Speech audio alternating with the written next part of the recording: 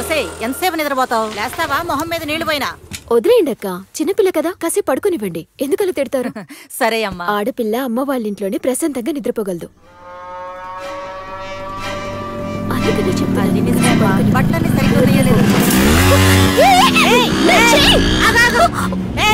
Police officer వారి దగ్గర chain కొట్టేస్తారా? అదేంటి దొంగ సచ్చిన వాళ్ళ? ఇదిగోమ్మా. Thank you. మెళ్ళో తాళలేదమ్మా? అది ఇంట్లో బీరువాలో ఉంది.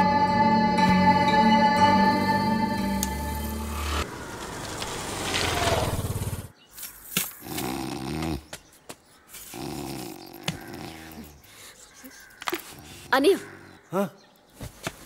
నమస్తే అమ్మా. భార్య పిల్లల గురించి పట్టించుకోకుండా రాత్రింబవళ్ళు పని పని అంటూ ఆయన తిరుగుతూనే ఉన్నారు.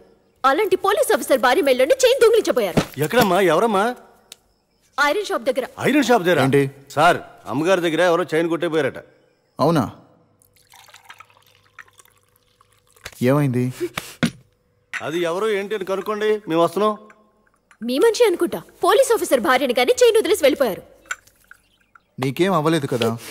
బయట జరిగే వైలెన్స్ ని పోలీస్ స్టేషన్ లో కంప్లైంట్ చేయొచ్చు. మరి పోలీస్ ఇంట్లో జరిగే డొమెస్టిక్ వైలెన్స్ ని ఎవరికి చెప్పాలి? ఇప్పుడు ఏమైంది? మీరే దగ్గరుండి పెళ్లి చేయించారు కదా. రోజు ఈయన మందు తాగుతున్నారు. ఎందుకు ఇలా చేస్తున్నారని అడగరా? మగాళ్ళకి 100 టెన్షన్స్ ఉంటాయి, అవి మీకెలా తెలుస్తాయి? డొమెస్టిక్ వైలెన్స్ అంట. క్రైమ్ బ్యూరో స్ట్రాటజిక్ రిపోర్ట్ ఏం చెప్తుందో తెలుసా? లేడీస్ కన్నా మగవాళ్లే ఇంట్లో గొడవల వల్ల ఎక్కువగా సూసైడ్ చేసుకుంటున్నారని.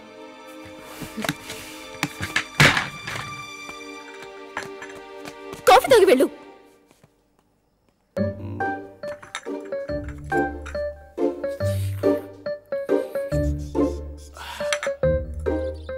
మగాళ్ళ గురించి మీకు తెలియదా మేడం?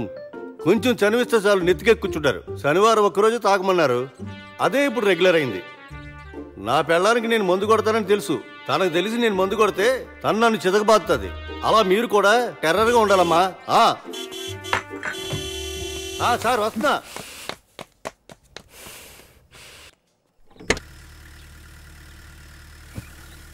ఏమంటుంది?